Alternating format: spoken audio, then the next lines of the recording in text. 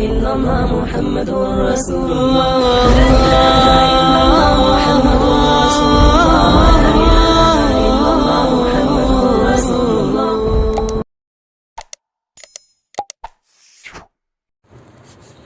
اللہ تعالیٰ کا فرمان ہے یا ایہا الذین آمنوا کتب علیکم الصیام کما کتب علی الذین من قبلکم لعلکم تتقون. اے ایمان والو، تمہارے اوپر روزے فرض کیے گئے ہیں جیسا کہ یہ روزے تم سے پہلوں پر فرض کیے گئے تھے تاکہ تم پرہیزگار بن جاؤ. تو میرے عزیزوں، اس آیت میں روزوں کی فرضیت کا اعلان کیا گیا، لیکن ذرا اس آیت کی بناوٹ پر غور کرو. اللہ تعالیٰ نے اس آیت میں ہمیں کیا فرمانا چاہتا ہے، بناوٹ پر غور کیجئے. تو اس میں ایمان والوں کو براہ راست خطاب ہے، ڈائریکٹ خطاب ہے. اللہ تعالیٰ فرماتے ہیں یا ایہا الذین آمنو، اے ایمان والو، یعنی اے وہ لوگو جو اللہ اور اس کے رسول صلی اللہ علیہ وسلم کے حکموں کو ماننے کا اقرار کر چکے ہو. یہ اللہ رب العزت کا ایمان والوں سے براہ راست خطاب ہے. تورات میں اللہ رب العزت نے بنی اسرائیل کو ایک مرتبہ براہ راست خطاب کیا تو اس پر وہ لوگ اتنے خوش ہوئے کہ وہ کہا کرتے تھے نحن ابناء اللہ و احباؤ، ہم اللہ تعالیٰ کے بیٹے اور اس کے چنے ہوئے بندے ہیں. وہ ایک مرتبہ کے خطاب پر برتری کے وہم میں مبتلا ہو گئے، جبکہ اللہ رب العزت نے امت محمدیہ صلی اللہ علیہ وسلم کے مومنین کو قرآن مجید میں 80 پر 8 مرتبہ براہ راست خطاب فرمایا ہے. تو میرے پیاروں، قرآن کو سمجھنے کی کوشش کرو، روزوں کو رکھنے کی کوشش کرو. دیکھو اللہ تعالیٰ کتنی محبت کے ساتھ، پیار کے ساتھ ہم لوگوں کو خطاب فرما رہے. حدیث مبارکہ میں آتا ہے، حضرت عبداللہ بن عباس رضی اللہ تعالیٰ عنہ فرمایا کرتے تھے کہ جب بھی قرآن پڑھتے ہوئے یا ایہا الذین آمنو کے الفاظ آئے تو پڑھنے والے کو چاہیے کہ وہ متوجہ ہو جائے. کیوں؟ اس لیے کہ اب شہنشاہ حقیقی پروردگار عالم اس سے براہ راست خطاب فرما رہے ہیں. تو میرے پیاروں، اب اللہ رب العزت نے ایمان والوں کو اپنی طرف متوجہ کرتے ہوئے یہ پیغام دیا کہ کتب علیکم الصیام، تم پر روزے فرض کیے گئے ہیں. اب اس خطاب کو سن کر دل میں مختلف سوچیں آتی ہیں.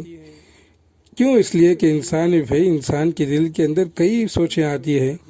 اب کسی کے دل میں یہ سوچ بھی آئے کہ ہم سے ہمارے مالک حقیقی پروردگار عالم غصے میں آ گئے ہیں، اس لیے سال میں 1 مہینہ ہمیں دن میں کھانے سے منع کر دیا ہے.